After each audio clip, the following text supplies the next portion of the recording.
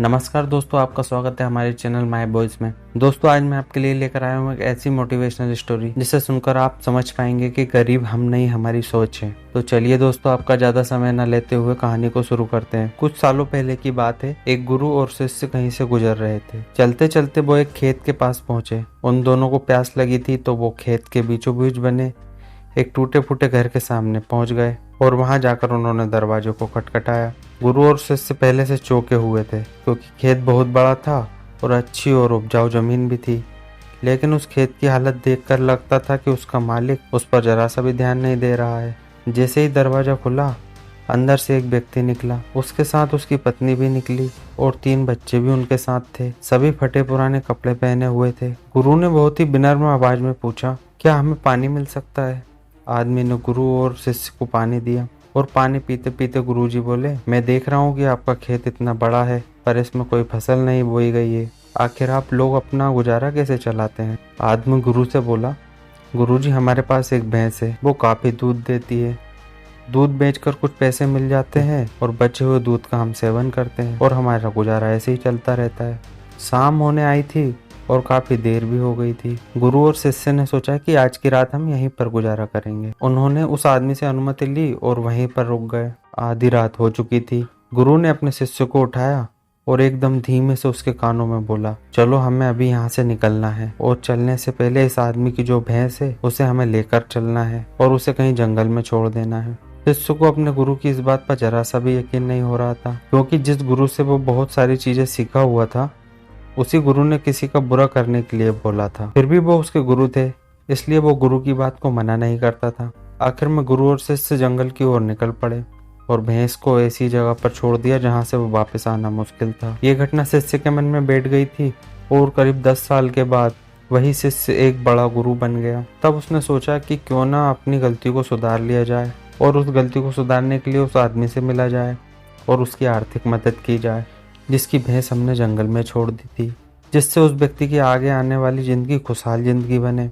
और वो निकल पड़ा उस आदमी की मदद करने के लिए। कुछ समय चलने के बाद वो शिष्य वहीं पर पहुंच गया जहां वो अपने गुरु के साथ पहले पहुंचा था, मगर वो फिर से चौंक गया। वहां पर उसने देखा बहुत बड़े बड़े से फल के पेड़ लगे हुए हैं, एक बड़ा सा घर बना हुआ है। शिष्य को लगा कि शायद भैंस के चले जाने के बाद वो परिवार सब कुछ बेचकर चला गया होगा, इसलिए वो वापस लौटने लगा। तभी उसने उस आदमी को देखा। उस शिष्य उस आदमी से बोला, शायद आप मुझे नहीं पहचानते, लेकिन मैं आपको सालों पहले मिला था।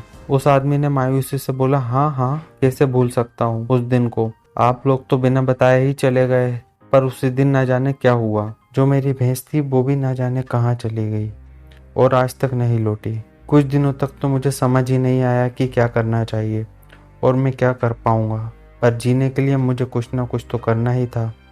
तो लकड़ियाँ काटकर बेचने का मैंने काम शुरू किया और उससे कुछ पैसे मैंने इकट्ठे किए और जो भी मेरे पास पैसे थे उससे मैंने अपने खेतों में फसल उगाई। आखिर में मुझे अपनी मेहनत का फल मिला। फसल बहुत ही अच्छी निकली। बेचने पर जो पैसे मिले उससे मैंने फलों के बगीचे लगवा दिए। ये काम बहुत ही अच्छा चल पड़ा और इस समय आसपास के 1000 गाँव में सबसे बड़ा फल का व्यापारी मैं हूँ। सचमुच में ये सब कुछ ना होता अगर वो भैंस ना गई होती, क्योंकि उसी के कारण मैं लाचार था और उसी के कारण मैं और कोई काम नहीं करना चाहता था। उसके जाने से मैंने नए रास्ते निकाले जिससे मैं पैसा कमा सकता था और आज मैं एक बहुत ही बड़ा व्यापारी बन चुका हूँ। शिष्य बोले, लेकिन ये काम तो पहले भी कर सकते थे। आदमी बोला, कर सकता था, लेकिन तब मेरी जिंदगी बिना मेहनत के भी चल रही थी। मुझे कभी लगा ही नहीं कि मेरे अंदर भी इतना कुछ करने की क्षमता है, इसलिए मैंने कोशिश ही नहीं की। लेकिन जब मेरी भैंस चली गई तब मुझे एहसास हुआ कि मैं दूसरा काम भी कर सकता हूँ जिससे मैं अच्छा खासा पैसा कमा सकता हूँ। इसलिए मुझे कुछ ना कुछ तो करना ही था और मैंने तब ठान लिया था कि अब मैं जो भी करूँगा पूरी मेहनत के साथ करूँगा, अपने दम पर करूँगा। और आज इसलिए मैं इस मुकाम पर पहुँचा हूँ। इस कहानी से हमें सीख मिलती है, कहीं आपकी ज़िंदगी में भी कोई ऐसी भैंस तो नहीं है जो आपको एक बेहतर ज़िंदगी जीने से रोक रही है।